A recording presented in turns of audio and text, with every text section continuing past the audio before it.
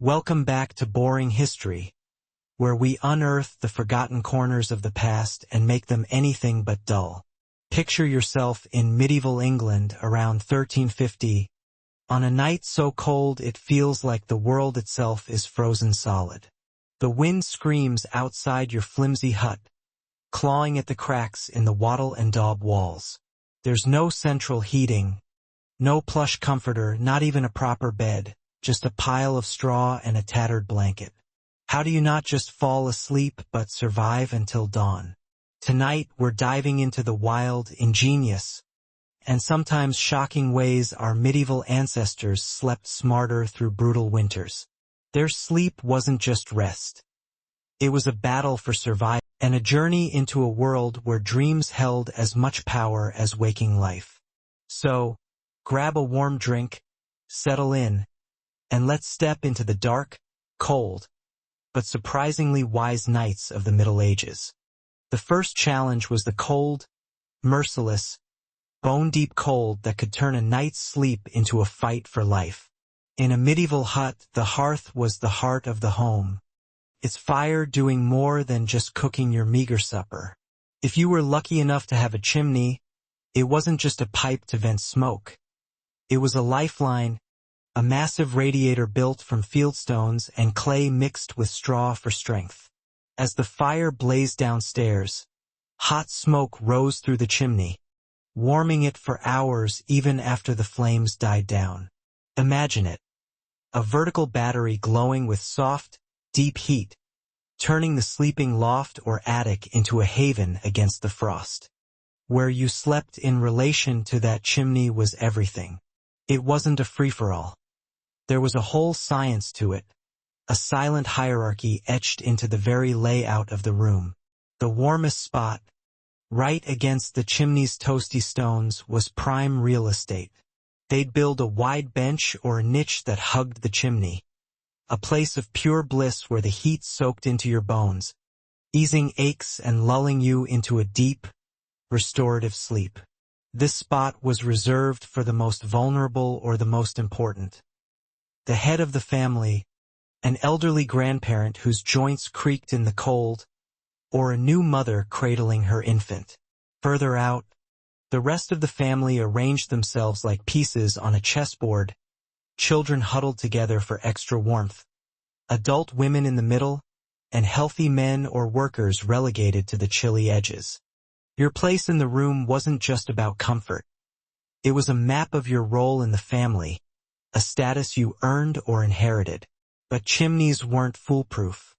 A bad draft or a crack in the masonry could let acrid smoke seep into the sleeping area, stinging your eyes and throat.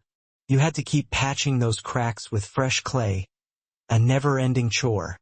And if the chimney got too hot, you risked burns or, worse, setting the straw bedding alight. Yet these were small prices to pay for the steady, dry heat that radiated from the heart of the house. While we pour thousands into complex heating systems, our ancestors turned a stack of stones into a central heating marvel, maximizing every scrap of warmth. And that chimney didn't just warm the air. It was a place to dry wet woolen socks, mittens, or even bundles of medicinal herbs, which filled the room with a faint, earthy aroma as they dried. It was practical genius, born from necessity and a deep understanding of heat. But the heat didn't stop at the chimney. If you thought that was clever, wait until you hear about the floor. Yes, the floor itself was a source of warmth, and this is where things get a little wild. In some regions, the floor of the hut wasn't just a surface to walk on. It was a living, breathing bioreactor. In the fall, farmers would deepen the floor, turning it into a sort of compost pit.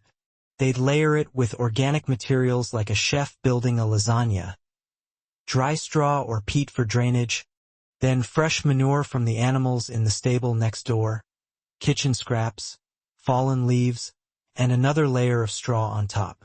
This wasn't just bedding, it was a deliberate recipe for heat. Throughout the winter, they didn't clean it out. They just kept piling fresh straw on top to keep things tolerable. Down in the depths of this organic layer cake, microbes went to work, breaking down the material in a process called aerobic decomposition. If you've ever felt the heat rising from a compost pile, you get the idea. This deep bedding could reach temperatures of 40 degrees Celsius or more, turning the floor into a living furnace that warmed the hut from below. People slept right on a thick layer of fresh straw that insulated them from the damp, smelly mess but let the precious heat rise through. The smell? Oh, it was something else. A pungent cocktail of ammonia, rotting leaves, and damp earth. It was a breeding ground for fleas and ticks, and hygiene was definitely not the priority.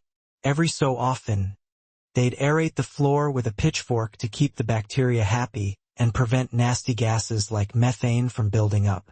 Come spring, they'd haul this nutrient-rich compost to the fields as fertilizer, solving 3 problems at once: heating the home, disposing of waste, and boosting crop yields. It's hard to wrap our modern heads around sleeping on a composting floor, but this was a closed-loop system, a masterclass in sustainability. While we're sending organic waste to landfills, our ancestors turned it into a resource. They didn't have fancy degrees in biochemistry, but they intuitively grasped the power of decay, not as an end, but as a source of heat and fertility. It's the kind of thinking that underpins modern bioenergy and permaculture, and they were doing it centuries ago with nothing but straw and manure. This wasn't just about surviving the cold. It was about turning every scrap, this time against invisible enemies. Beds in the Middle Ages weren't exactly the stuff of dreams. Forget memory foam. Most people slept on straw pallets or, if they were lucky, a wooden bench. These were prickly, lumpy, and crawling with pests. Fleas, lice, bed bugs, and mites that didn't just make you itch but could carry deadly diseases like typhus. To fight back, medieval people turned to what we might call aromatherapy, but it was really a form of chemical warfare, layered with practicality and a touch of magic. They stuffed their mattresses with more than just straw. They wove in herbs chosen for specific purposes. Wormwood and tansy, with their sharp, bitter smells, were like kryptonite to fleas and bed bugs. Mint and marshmallow branches were tucked into corners or layered into the bedding for extra protection. Before bed, they might burn smoldering bundles of these herbs, letting the smoke sink deep into the straw to kill off the most stubborn critters. But it wasn't just about pests. Other herbs were for the soul. Hops, stuffed into rough canvas pillow sacks, gave off a bitter, sedative scent that helped you relax.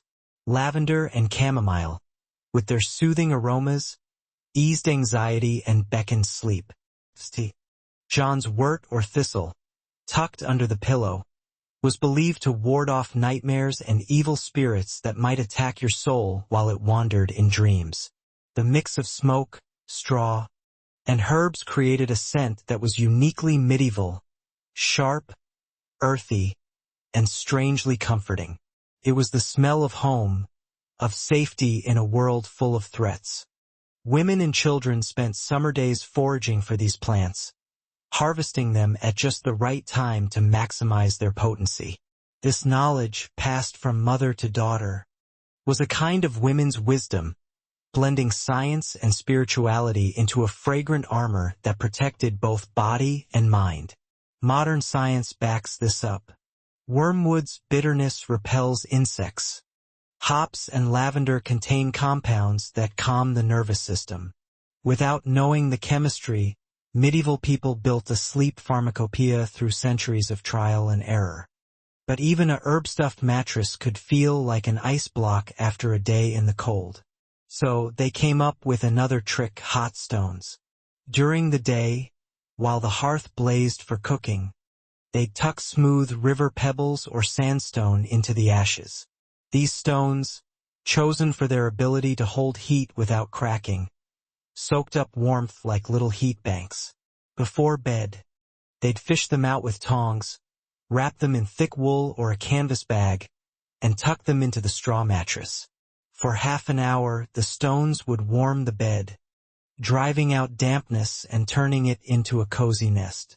This wasn't just about comfort, it was physiotherapy. The dry heat soothed aching joints, calmed coughing children, and gave the sick a fighting chance. It was a delicate operation, though. A poorly wrapped stone could burn you or set the straw on fire. So only the most trusted hands, usually the lady of the house, handled it. Some used clay vessels filled with hot water or sand instead, which were safer but more fragile. Either way, it was a zero-waste system, using the hearth's residual heat to create personalized comfort. Compare that to our electric blankets, which guzzle energy and can short-circuit. Medieval people were turning the simplest things, stones, fire, cloth, into survival tools, and that ingenuity carried over into how they approached the act of sleep itself. In homes without a massive chimney, where an open hearth was the only heat source, staying warm was an even bigger challenge. This is where the sleeping cocoon comes in. A solution so clever it feels like something out of a survivalist's playbook. They'd hang heavy woolen curtains, often coated with wax or animal fat to make them windproof, from ceiling beams around the straw mattress. The edges were tucked under the mattress or weighed down with stones, creating an airtight chamber. Inside, these were small prices to pay for the warmth that let them sleep without burning through their body's energy reserves. Sleeping in this cocoon was intense. You could hear every breath, feel every movement. Social barriers melted away. It was just bodies seeking warmth, creating a sense of unity that's hard to imagine in our isolated, individual bedrooms. This wasn't just about staying warm. It was about connection, about surviving together. And that collective spirit extended to another radical practice: hunger sleep. In late winter, when food was scarce, some families made a bold choice to eat almost nothing before bed. Just a sip of warm water with herbs like heather or wormwood. Maybe a crust of stale bread. Sounds insane. How do you sleep on an empty stomach? But there was a method to the madness. Digesting a big meal takes energy, pulling blood to your stomach and raising your body temperature. By skipping dinner, they save those calories for keeping warm through the night, like turning off unnecessary lights to keep the main flame burning. Hunger sleep also kept you alert. A light, restless slumber meant you'd wake at the slightest sound. A crying child, a snapping twig, a prowling wolf. In a dangerous world, deep sleep was a luxury you couldn't afford. Plus, there was a spiritual angle. Fasting was a virtue in Christian culture, a way to purify the soul and grow closer to God. So, this forced hunger became a kind of spiritual discipline, turning suffering into something meaningful. When morning came, even a bowl of thin porridge tasted like a feast. It's not unlike modern intermittent fasting, which we're only now rediscovering for its health benefits. Our ancestors, out of necessity, were centuries ahead, turning scarcity into a tool for survival and strength. But perhaps the most profound part of medieval sleep was how they treated the act of sleeping itself. Not just as rest, but as a journey into another realm. They believed the soul left the body during sleep, wandering through other worlds to meet ancestors, saints, or even demons. Dreams weren't random noise. They were messages, prophecies, warnings, or guidance. Before bed, they'd say prayers or place amulets like a cross or a bag of salt under the pillow for protection. Winter dreams, when the veil between worlds was thought to be thin, were especially significant, carrying omens for the year ahead. In the morning, over a meager breakfast, the family would gather to share their dreams. This wasn't idle chatter. It was a ritual, a form of collective therapy. A dream of a healthy cow might mean wealth. A sick one could signal trouble. Nightmares weren't just bad dreams but signs of spiritual attack, calling for purification rituals. The dreams of the family head or an elder carried extra weight, potentially foretelling the harvest or a coming war. By sharing these visions, people processed their fears and hopes, strengthening their bonds. It was a way of making sense of a chaotic world, giving their inner lives the same weight as their outer ones. Unlike us, who dismiss dreams as subconscious static or analyze them with pop psychology, medieval people saw them as a tool for self-discovery, decision-making, and community. They lived in a world where the subconscious was as real as the physical, and that holistic view might just hold a lesson for us. So, what does all this tell us? Medieval sleep was a battle against cold, hunger, and fear, but it was also a masterclass in resilience. They turned chimneys into radiators, floors into bioreactors, herbs into medicine, and dreams into prophecy. They slept not as individuals but as a community, bound by shared warmth and trust. In our cozy but isolated bedrooms, we might have more comfort, but they had something else: connection. Their sleep was social, natural, and deeply human. They faced the dark with nothing but their wits, yet they slept smarter than we do, turning every challenge into an opportunity. It's a story of ingenuity, of making the most of what you have, and of the power of human connection in the face of hardship.